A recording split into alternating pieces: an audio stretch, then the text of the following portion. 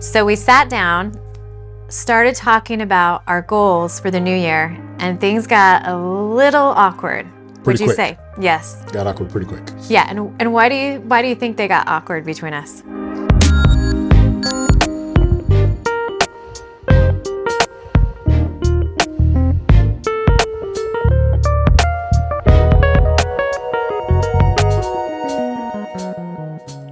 So it's communication styles. Yeah. Different communication styles, and how you were sharing and communicating was just different than how I tend to receive. And so what you thought was initially very encouraging did not feel encouraging to me, and we ended up in awkward land pretty fast. Right. And so background of my personality, oldest child, very passionate, disc profile, high ID. I come in very passionate, excited, ready to get down to business.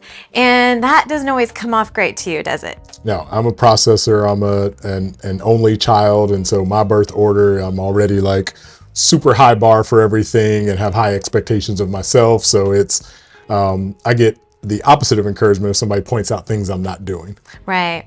So when you shared that, that was so insightful to me, because sometimes with my personality, I make the bad assumption thinking that you're like me and you're going to take in the information like I do, and then we're just going to hit the ground running. And that's just not the case, is it?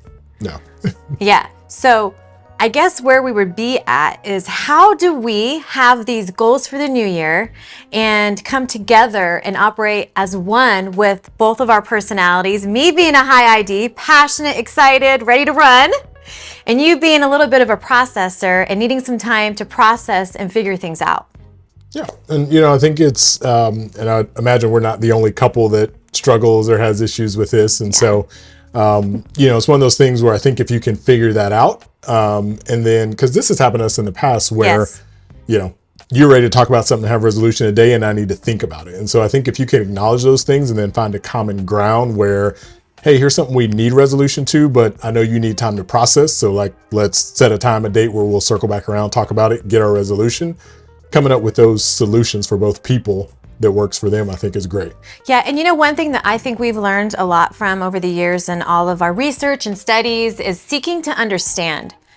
And I hope that we continue to do that and always do that. Seek to understand each other, where you're coming from, how we're wired differently, and being open to not always doing things our own way, but doing things in a way that we can still be ourselves, still operate in our own giftings, but come together as a whole, being different, if that makes sense to you. Yeah. Absolutely.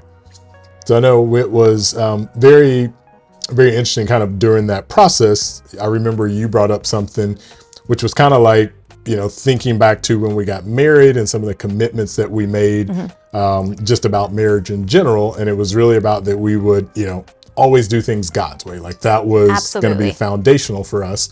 So even as we were going through that awkward conversation, I remember you bringing up, hey, remember this was kind of a why. This was a boulder, a big rock for us. And so let's make sure that we're looking at things through that lens, because do we really want to be doing things God way, or do we want to do things our own way? That's really great. And honestly, that was why I was so passionate and came down the stairs like, this energy ball that morning that made you say, whoa, right? Whoa. I was passionate about like, how are we going to tackle those goals? Are we going to do those our way, or are we going to do those God's way? So the question is, how do we do those things God's way and also bringing our personalities together in executing this? Yeah. So we need some solutions, right? Of course. And I think it's, at the end of the day, like I said, you've always just got to figure out, again, am I doing this in my own strength, power, or this is what I really want, or is this truly what God wants and has for me? And again, ultimately, his way is the best way to do things. And so having that kind of, again, going back to what that why is, why am I looking at these goals? Why am I pursuing these things? What approach do I even want to take to various things in life? Again, do things my way or God's way? Right. And with what I have learned is through experience and just evidence of, okay, how does it work out God's way and how does it work out my way? My way, I skin my knees quite a bit.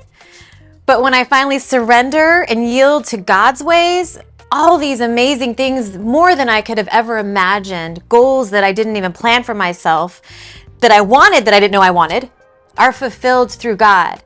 So, it took me a long time to figure that out, but now I'm to the point where I'm like, hey, His way is the best. I want to yield to Him, and I want to do things how He suggests I do them, not Shayne's way. Yeah, absolutely. And so that's why ultimately at the end of the day, no matter what goals you're setting, what you're trying to do, you've always got to come back to, and really the solution is, let me figure out what God says about this and how He wants me to approach these things. And then again, that path is, it's light. His yoke is easy. And so it's really going to be the more fruitful way to approach things than trying to do things our own way, the hard way. Yeah. His yoke is light and easy, and that's the way we want to go. Yep. Absolutely. So keep that in mind as you approach your goals for this year. Seek God, see what He wants for your life, and it's going to be the easier way to do things. Absolutely.